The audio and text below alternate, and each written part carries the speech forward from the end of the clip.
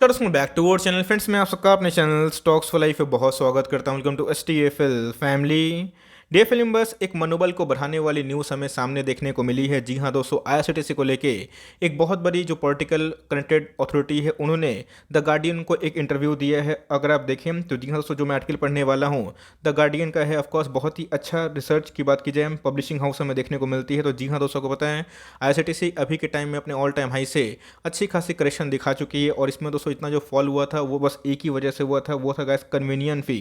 जी हाँ दोस्तों, को पता है कि कन्वीनियन फ़ी को लेके सीधा रेलवे मिनिस्ट्री ने बताया था IRCTC को कि आपको 50% जो रेवेन्यू है वो शेयर करना पड़ेगा। और इसका जो इम्पैक्ट है हमें इनके शेयर प्राइस में बहुत देखने को मिला। और दोस्तों पूरा जो PSU सेक्टर था उस दिन वो पूरा हमें लाल में ही देखने को मिला था। ऑल्दो जो न्यूज़ थी उसका विड्रॉल हमें टाइमली देखने को मिल चुका था। लेकिन दोस्तों ये इंपॉर्टेंट नहीं है कि विड्रॉल हो गया, लेकिन हम लोग को क्या लग रहा था जो विड्रॉल का जो साइन आया है ये हो सकता है कि रेलवे मिनिस्टर ने किया हो या फिर DIPM ने ये सोचा समझा हो। लेकिन इसी बीच में दोस्तों अभी के टाइम की बात की जाए द गार्डियन को दिया हुआ इंटरव्यू में साफ साफ पता चल रहा है कि इसमें जो इंटरवेंशन हुआ था ये गैस और कोई नहीं बल्कि PM मोदी ने करवाया था। तो जी हाँ दोस्तों, कभी भी कोई देश की प्रधानमंत्री की बात की जाए अगर उनकी नज़र सारे शेयर्स में होती है जिनको हम लोग होल्ड करते हैं और उसको लेके अगर वो फटकारते हैं डांटते हैं लोगों को, क्योंकि दोस्तों जो डिसीजन था अपने आप में फॉल्टी था, तो ये दोस्तों बहुत ही पॉजिटिव बात होती है कि हमारे जो मंत्री है नेता है उनका ऑफकोर्स एक नज़र है और उनको फिक्र भी है जो माइनॉरिटी शेयर होल्डर है वो सफ़र करें। तो जी हाँ दोस्तों, जो पूरा आर्टिकल है उसको मैं अनबायस्ड होकर पढ़ने की कोशिश करता हूँ।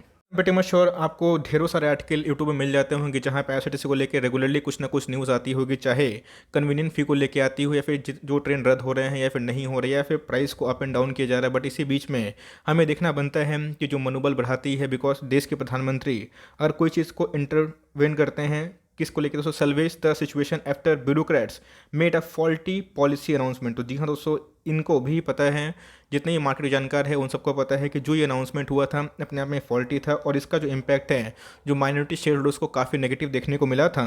तो अगर आप देखें तो जो पूरा आर्टिकल है इसको मैं एकदम समझाने की कोशिश करता हूँ। Timely intervention by prime minister Narendra Modi helped avert a major financial disaster in the Indian Railway Catering and Tourism IRCTC after the Prime Minister personally took up the issue of the company's plummeting share value because of the faulty policy decision announcement by the official at the railway ministry. तो जी हाँ दोस्तों, इस चीज़ को PM Modi ने फटकारा है because railway ministry से एक बहुत बड़ी फॉल्ट हो गई थी। सबसे पहले गाइस हमें समझना है कि मार्केट में एक फेथ बहुत ही इंपॉर्टेंट होता है, बिकॉज जिस हिसाब पे हमें फेथ ना हो, जिस पे हमें फेथ ना हो उसके संग कारोबार क्या उनके संग शेयर भी हमें नहीं खरीदना चाहिए। बट इसी हिसाब से आपको अच्छे से पता है कि जो न्यूज़ थी अनप्रेडिक्टेबल थी। IRCTC को मैंने बहुत ही लोअर लेवल से कवर किया था जब इनका भाव 1300 के आसपास था और हमें दोस्तों अच्छा खासा रिवॉर्ड भी मिला था। कब कोई न्यूज़ आ जाए कि इस पे दोस्तों किससे कंट्रोल नहीं होता, लेकिन यस मैं इस चीज़ से खुश हूँ बिकॉज यहाँ पे जो इंटरवेंशन हुआ है और ये जो पूरा डिसीजन है ये और कोई नहीं बल्कि दोस्तों हमारे जो प्रधानमंत्री है PM मोदी उन्होंने लिया है। इसका मतलब उनको भी नज़र है कि जो माइनॉरिटी शेयर होल्डर्स है उनके संग गलत नहीं होना चाहिए और इसी की वजह से शेयर प्राइस में हमें बाउंस बैक देखने को मिला। तो जी हाँ दोस्तों, ये पूरा जो आर्टिकल है हमें आज का ही देखने को मिल रहा है। I am pretty much sure कि अगर आप द गार्डियन को सब्सक्राइब किए होंगे तो आपको ऑफकोर्स ये आर्टिकल मिल चुका होगा। अगर नहीं भी किए हैं तो मैं बोलूँगा कि गूगल पे जाइए, सर्च करिए और पूरा आर्टिकल को पढ़िए बिकॉज लंबा चौड़ा आर्टिकल है। और दोस्तों ये डिसीजन है इसके पीछे का एक ही कारण था बिकॉज PSU में एक अच्छी खासी गिरावट हमें देखने को मिल चुकी थी। सिर्फ PSU गिर रहा है इसलिए चिंता में बहुत लोग आए हैं बिकॉज मार्केट में को पता है कि डाइवेस्टमेंट को लेके बहुत ज़्यादा हमें इंकरेजमेंट देखने को मिल रहा है। और दोस्तों मैं प्रीटी मच श्योर कि ये जो गवर्नमेंट का एग्रेसिवनेस है ऐसा मैंने किसी गवर्नमेंट को नहीं देखा। जी हाँ दोस्तों, मैं कोई भी पॉलिटिकल कमेंट किसी को देता नहीं हूँ, मैं किसी को अच्छा या फिर किसी को गलत नहीं बताता हूँ। लेकिन इसी बीच में ये जो मिनिस्ट्री है दोस्तों, ये जो अभी के टाइम में सरकार है ये काफ़ी एग्रेसिव हमें देखने को मिल रही है पॉलिसी मेकिंग को लेके। तो जी हाँ दोस्तों, इधर पर आप देखें तो इस पूरा डिसीजन को जो मिनिस्ट्री ऑफ रेलवे ने लिया था इसको इनॉर्मस अनाउंस किया गया। तो जी हाँ दोस्तों, ये अपने आप में ही बहुत ही अच्छी बात है जहाँ पे PM मोदी को हम लोगों की फ़िक्र है और उनको ये समझ में आता है कि कौन सा चीज़ अभी के टाइम में सही होना चाहिए। बिकॉज आने वाले कल में LIC का भी IPO आने वाला है, आपको पता है, वरना वो हमें फेल होता हुआ देखने को मिलेगा। और इसको छोड़ के बहुत ही अच्छा सब जो PSU है उनकी वैल्यू अनलॉकिंग होना बाकी है। अगर कभी अभी ऐसी न्यूज़ आती है तो जो हमारे तो छोड़िए का जो फॉरेन इन्वेस्टर है उनका भी जो मनोबल है वो टूटता है। तो लेकिन दोस्तों अगर आप देखें तो टाइमली जो एक्टिविटी है उसको विड्रॉ करने के बाद हमें एक अच्छी खासी रिकवरी भी देखने को मिली। बट अभी भी दोस्तों अपने ऑल टाइम हाई से एक अच्छे खासे डिस्काउंट रेट पे है। तो जी हाँ, द गार्डियन की मानी जाए आर्टिकल की तो यहाँ पे क्या है जो पूरा डिसीजन है इसको लेने वाले रेलवे मिनिस्टर नहीं थे बल्कि हमारे जो PM हैं वो थे, जो नरेंद्र मोदी साहब हैं। तो जी हाँ, ये अपने आप में ही बहुत ही पॉजिटिव है और इसको मैं पॉजिटिव ट्रीट करूँगा बिकॉज कोई भी देश के प्रधानमंत्री अगर कोई इशू को सीरियसली लेते हैं और टाइमली उसको फटकारते हैं कि इधर पे गलती है, तो कैसे उसको सुधारा भी जा सकता है।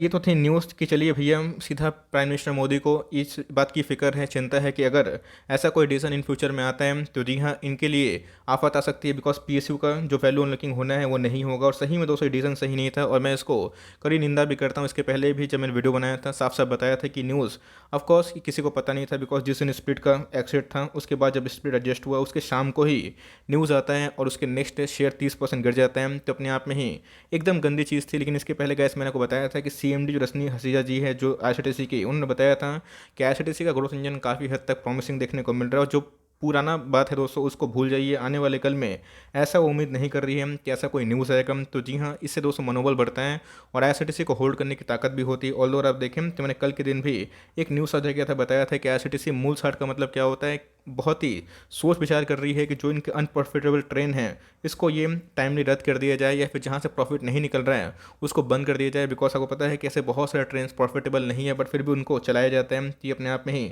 इनके लिए रेवेन्यू डिस्ट्रॉयर है। तो जी हाँ दोस्तों को पता है कि प्राइवेट ट्रेन को लेके भी आने वाले कल में बिडिंग होती है, अगर हो सकती है अगर इधर पे आईआरसीटीसी इसको बेट लेता है तो जी हाँ, आने वाले कल में इसमें एक अच्छी खासी उछाल भी देखने की उम्मीद है।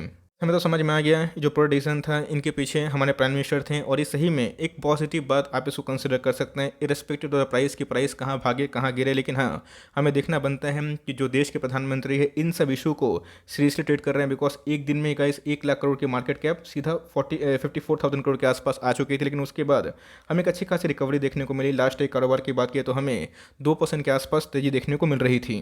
साल भर की बात की जाए तो जी हाँ दोस्तों, हमें 200% के आसपास पैसे बनते हुए देखने को मिले। मुझे अच्छे से दोस्तों याद है जब मैंने वीडियो बनाया था बहुत बार आईआरसीटीसी को लेके, जब कैसे इनके एक्स एक्सपायरी डेट हमें देखने को मिले थे 2200 के आसपास था। मैंने आपको 3-4 हज़ार के लेवल पे भी इसको खरीदने की राय दी थी। ऑल दो आप देखें तो हमेशा डेली 7 से 8% भागेगा, वहाँ पे अच्छी रिस्क रिवॉर्ड नहीं होती। मैंने बताया था कि टॉप पे चेस नहीं करना, लेकिन यस अपने ऑल टाइम हाई से ये करेक्ट हो चुका है। तो आने वाले कल में हो सकता है कॉन्सोलेशन फेस हो, लेकिन इधर पे गलती से बेचने की जल्दीबाजी ना करें। देखिए दोस्तों, इनका जो ब्रेड एंड बटर का बिजनेस आता है ये इनके ई टिकटिंग से ही आता है और इस बार का जो बिजनेस है वो बहुत ही टॉप नॉच था और इसको चलाने के लिए बहुत ही कम पूंजी की आवश्यकता होती है। तो आने वाले कल में अगर कैटरिंग को लेकर एग्रेसिव होते हैं, अपने प्लेटफॉर्म में कैटरिंग सर्विस को बढ़िया करते हैं, बात कीजिए टूरिज्म सेक्टर को लेकर अगर एग्रेसिव होते हैं और दोस्तों पानी वाले बिजनेस में भी अगर ये आते हैं और इनको अगर प्राइवेट ट्रेन मिलता है तो आने वाले कल में ये और भी ग्रोथ दिखा सकती है। तो जी हाँ, जो न्यूज़ थी अगर आपको पुरानी बात भूलनी है तो आप भूल सकते हैं, बट दोस्तों मैं अपनी बात बोलूँ तो यस इधर पे कभी कभी डिसीजन गलती होती है, बट यस जो चीज़ को ठीक कर दें तो ऑफकोर्स उनकी लाइक वाहवाही होती है। जिन्होंने लॉस में बेच दिया पैनिक में तो उनके लिए सही में मुझे बहुत दुख होता है, बट जिन्होंने नहीं बेचा तो उनके प्राइस रिकवरी भी हुई। लेकिन अगर आपने टॉप पे भी लिया तो ऐसा कोई घबराने वाली बात नहीं है, बिकॉज लॉन्ग टर्म में कंपनी अभी फंडामेंटली बहुत ही मजबूत है। ये कारोबार की बात की जाए तो आप देख सकते हैं कि हमें 36% के आसपास कारोबार देखने को मिला था, जहाँ पे 92 लाख शेयर्स ट्रेड हुए थे। उसके अगेंस्ट में अगर आप देखें 33 लाख शेयर्स को डीमेट में ले जाया गया था।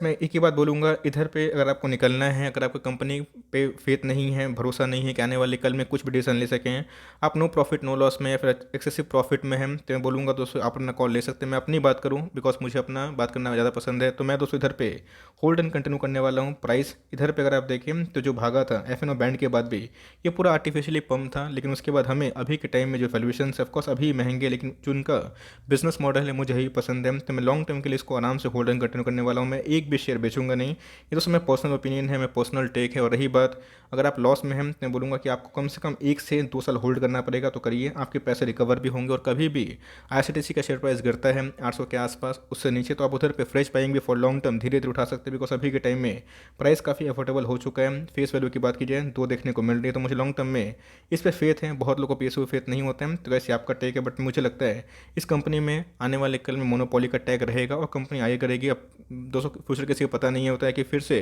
कोई डिसीजन आ जाए, बट जिस हिसाब से अभी के टाइम न्यूज़ आई है कि पीएम मोदी का इस पे नज़र है और उन्होंने ही इस डिसीजन को रिवर्ट करवाया है और फटकारा है कि जो लूप होल्स थे पॉलिसी मेकिंग पे वो गलत थे। तो जी हाँ, इससे हमें मनोबल मजबूत मिलता है। तो गाइस आप क्या करने वाले कमेंट बॉक्स में ज़रूर बताइएगा। So for timing that is the end of the video.